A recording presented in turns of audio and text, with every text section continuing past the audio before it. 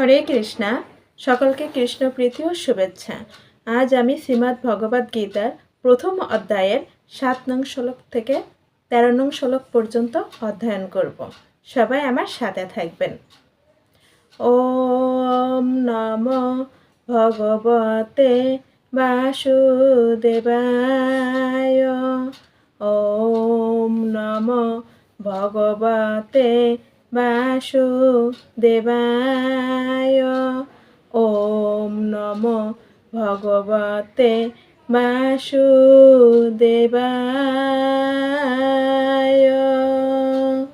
শ্রীমদ্ ভগবদ গীতা প্রথম অধ্যায় বিষাদ যোগ, শ্লোক নং 7। अस्माकं तु विशिष्टये तन्निबोधति चेत्तम नायकाममसन्नास संगार्थं तन्ब्रुवीमिते। অনুবাদ: হে দ্বিজোত্তম, আমাদের পক্ষে যে সমস্ত বিশিষ্ট সেনাপতিগণ সামরিক শক্তি পরিচালনার জন্য রয়েছেন, আপনার অবগতির জন্য আমি তাদের সম্বন্ধে বলছি। শ্লোক নং 8। ভবান বিশ্বস্ত কর্ণশ্চ কৃপশ্চ সমিতিঞ্জয় অশ্বত্থামা বিকর্ণশ্চ সৌমদত্তিষ্ঠৈব চ। অনুবাদ: সেখানে রয়েছেন আপনার মতো ব্যক্তিত্ব ভীষ্ম, কর্ণ, কৃপাচার্য, অশ্বত্থামা, বিকর্ণ ও সৌম্যদত্তের পুত্র ভূরিশ্রবা, যারা সর্বদা যুদ্ধে বিজয়ী হয়ে থাকেন। শ্লোক নং 9।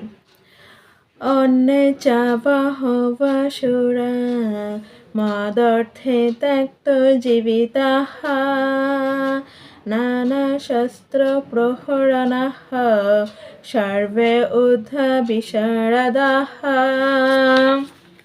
অনুবাদ: আরও বহু বীর রয়েছেন যারা আমার জন্য তাদের জীবনত্যাগ করতে প্রস্তুত। তারা সকলেই নানা প্রকার অস্ত্র শস্ত্রে সুসজ্জিত এবং তারা সকলেই সামরিক বিজ্ঞানে অভিজ্ঞ।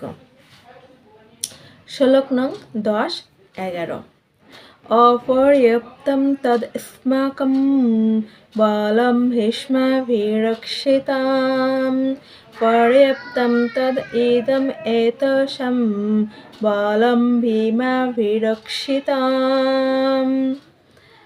অয়েনেষু চ সর্বেষু যথা ভাগম অবস্থিতাঃ ভীষ্ম মে অভিরক্ষন্তু ভবন্তু সর্ব এব হি।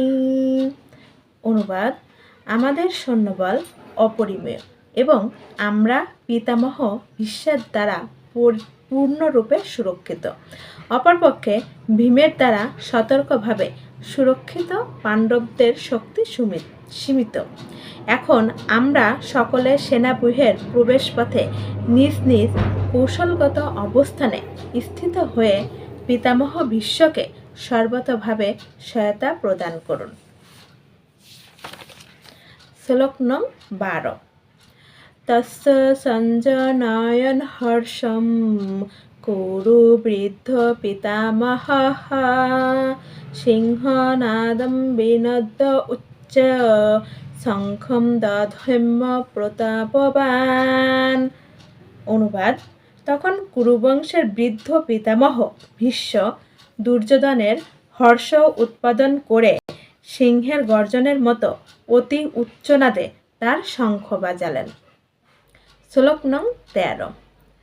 তথ শঙ্খশ্চ ভৈর্যশ্চ পনবানকাগমুখাঃ সহসা এব অভ্যহনন্তস্য শব্দস্য তুমুলস্য অভবৎ। অনুবাদ: তারপর শঙ্খ, ভেরী, পনব ও আনক ঢাক এবং সিংহাসমূহ হঠাৎ একত্রে ধ্বনিত হওয়ার ফলে এক তুমুল শব্দের সৃষ্টি হয়েছিল। হরে কৃষ্ণ। পরবর্তী ভিডিও দেখার জন্য আমাদের চ্যানেলটি সাবস্ক্রাইব করে সাথে থাকুন। ঈশ্বর সবার মঙ্গল করুক।